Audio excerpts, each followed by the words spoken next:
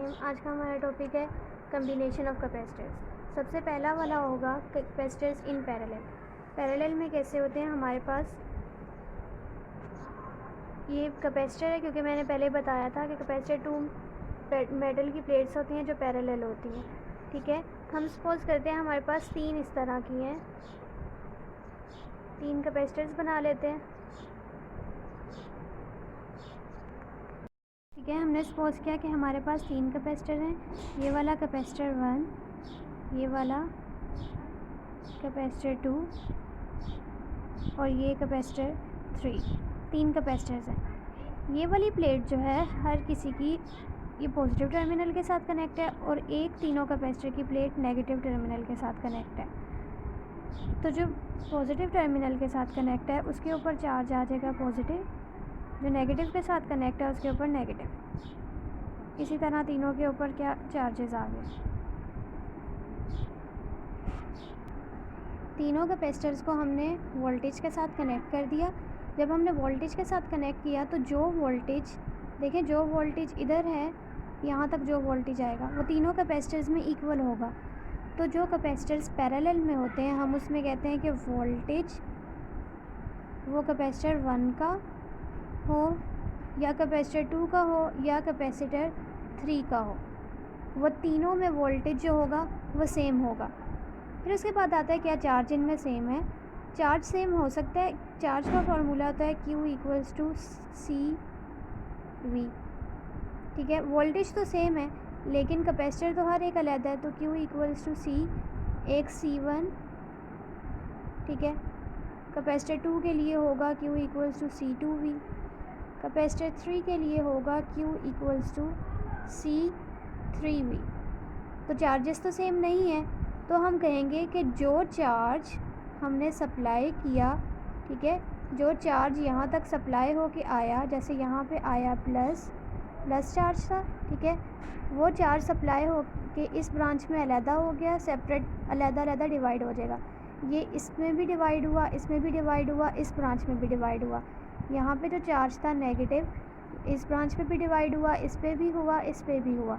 तो हम कहेंगे कि जो चार्जेस हैं वो जो हैं वो इक्वल, वो डिस्ट्रीब्यूट हो गए हैं, चार्ज 1 में, चार्ज 2 में, चार्ज 3 में। ठीक है, इसलिए प्लस साइन लगाया क्योंकि वो डिवाइड हो गए हैं। पहला पॉइंट क्या था कि वोल्टेज सेम होगा। दूसरा पॉइंट कि चार्ज का फॉर्मूला ये होता है चार्ज सेम नहीं है। और थर्ड पॉइंट कि चार्ज जो है वो सेम इसलिए नहीं है क्योंकि वो डिवाइड हो गया। अब Q इक्वल्स टू Q1 का फॉर्मूला अभी हमने देखा था कि चार्ज इस तरह से होगा C2V प्लस C3V।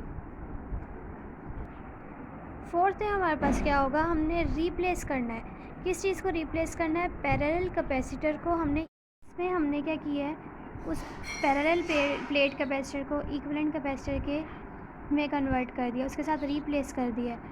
कैसे रिप्लेस किया है, उसमें हमारे पास तीन कैपेसिटर्स अलग लगे हुए थे, हमने उन तीन को हटा के अपनी आसानी के लिए एक ही कैपेसिटर बना दिया।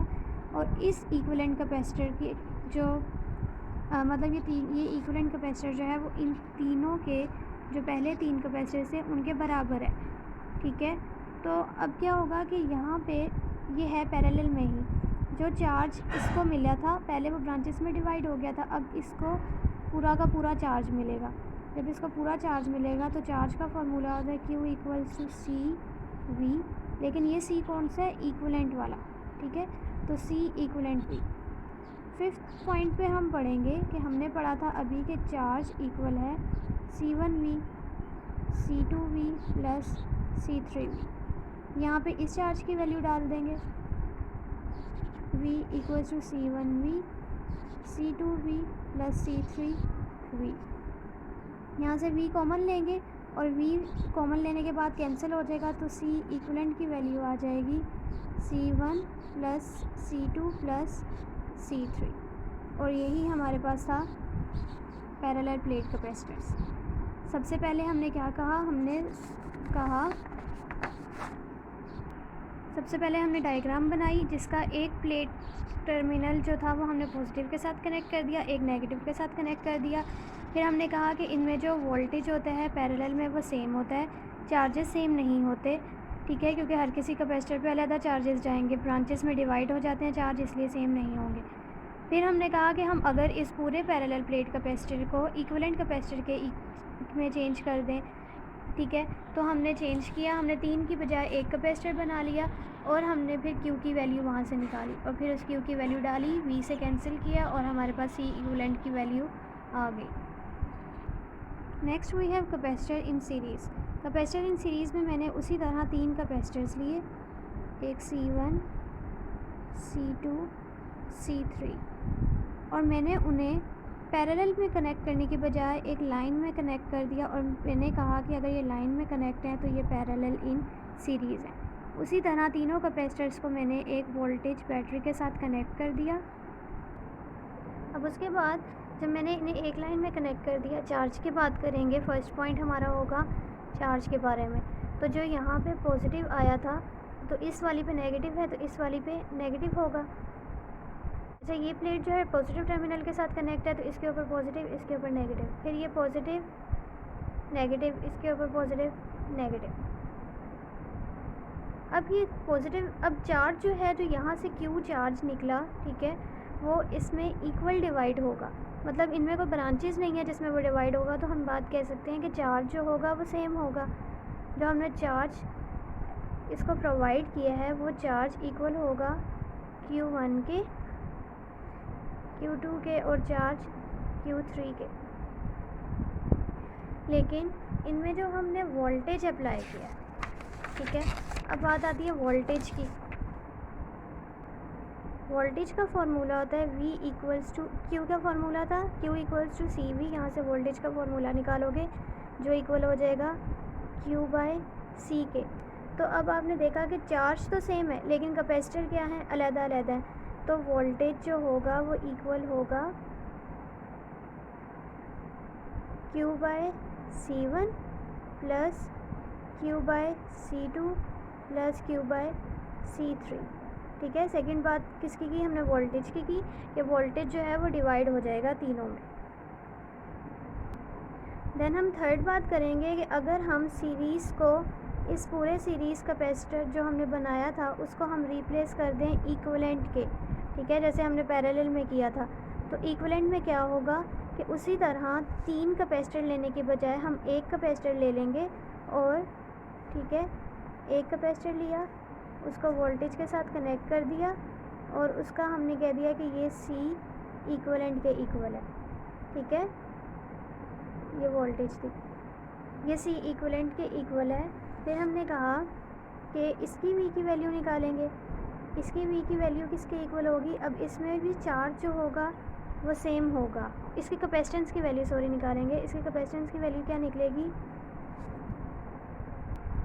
इसमें वोल्टेज इसकी वैल्यू निकाली तो वो इक्वल हुई V equals to Q by C के। लेकिन जब इक्विवेलेंट कैपेसिटर की बात होती है तो हमने क्या लगाना है, Q equals to C equivalent, ठीक है।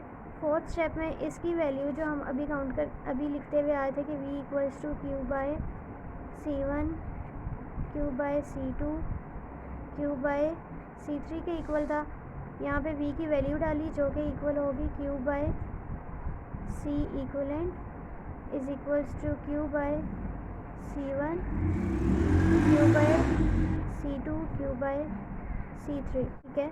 फोर्थ स्टेप में इसकी वैल्यू जो हम अभी लिखते हुए आए थे कि V equals to Q by C1, Q by C2, Q by C3 के इक्वल था, यहाँ पे V की वैल्यू डाली जो कि इक्वल होगी Q by C equivalent is equals to Q by C1, Q by C2, Q by C3। यहाँ से Q कॉमन लेंगे और वह कट जाएगा और फिर पीछे रह क्या जाएगा, 1 by C equivalent equals to 1 by C1, 1 by C2 प्लस 1 बाय C3, और यही चीज़ हमें निकालनी थी, ठीक है। अब इसमें हमने क्या देखा कि सबसे पहला स्टेप क्या था, हमने एक डायग्राम बनाई जिसमें हमने तीनों कैपेसिटर्स को सीरीज़ में कनेक्ट कर दिया। दूसरा हमने कहा अगर ये सीरीज़ में है तो चार्ज ब्रांचेस में डिवाइड होने की बजाय तीनों में इक्वल होगा, हमने कहा चार्ज इक्वल है। फिर हमने कहा अगर चार्ज इक्वल है तो सीरीज़ में पोटेंशियल जो हमने अप्लाई किया वो इक्वल नहीं होगा, ठीक है, वो इक्वल नहीं दिख रहा क्योंकि कैपेसिटर चेंज हैं। तो हमने इक्वलेंट, फिर हमने थर्ड में इक्वलेंट कैपेसिटर लिया, एक इक्वलेंट लेने की वजह से हमने यहाँ से वी की वैल्यू निकाली और फिर हमने फोर्थ में वी की वैल्यू उसमें पुट की और हमारे पास ये कैपेसिटर इन सीरीज़ आ गया। ये दोनों टॉपिक